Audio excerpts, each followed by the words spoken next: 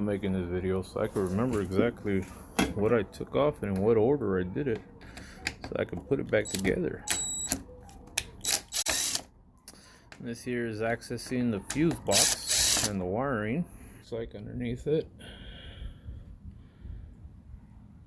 Let's go ahead and get a good view of all the wires and in what order they're in.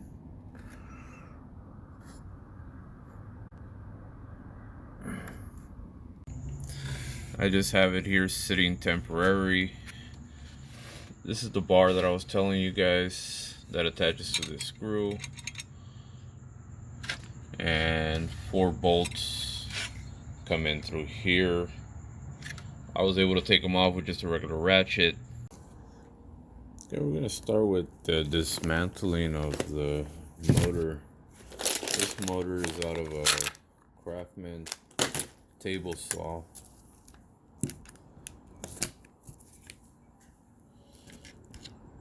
We discovered that the bearings on it were bad. Pretty easy. 4 screws in the back. Yeah, it looks like if I can get that bearing, everything else on the inside of the motor looks good.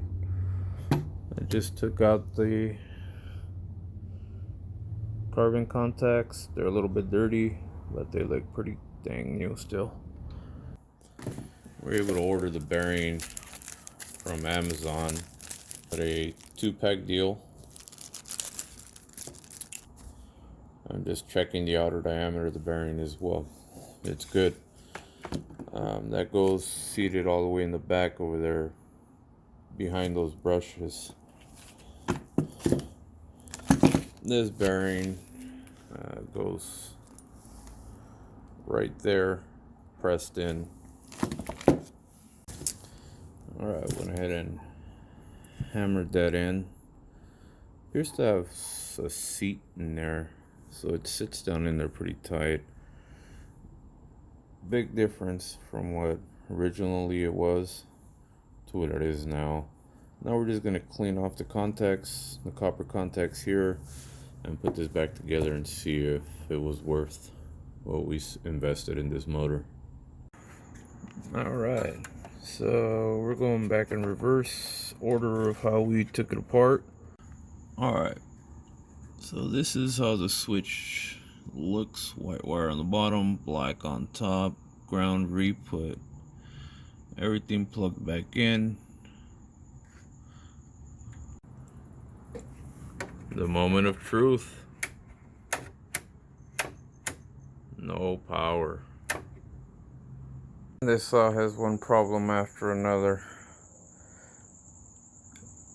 Went to turn it on and no power, so of course, by process of elimination, my multimeter here went ahead and discovered that the switch isn't engaging now.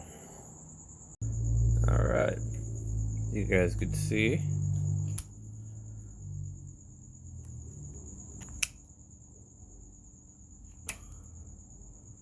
We have just fixed the switch. I gotta tell you, the Lord has put me through tests on this one, taking all my skills that I have learned.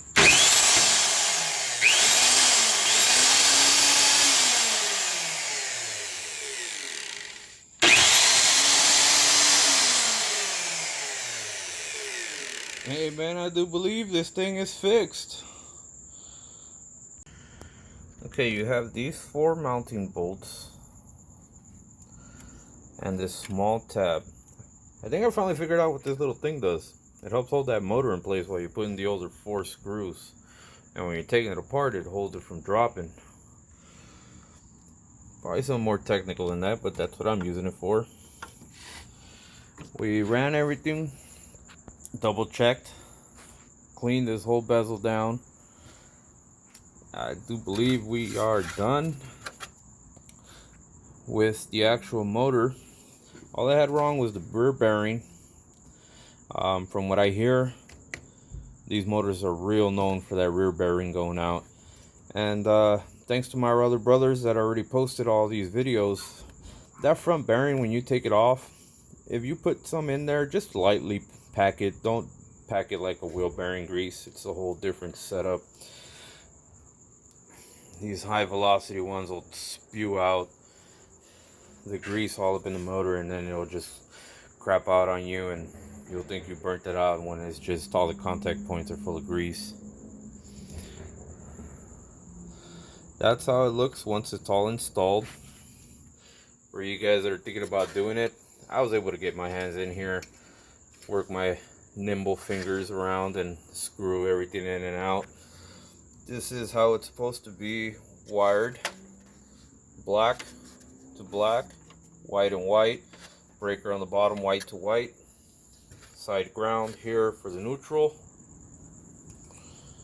I do believe we are done. I'm just gonna go ahead and put this all back together, and we'll put a blade on it and let's cut. And the moment of truth.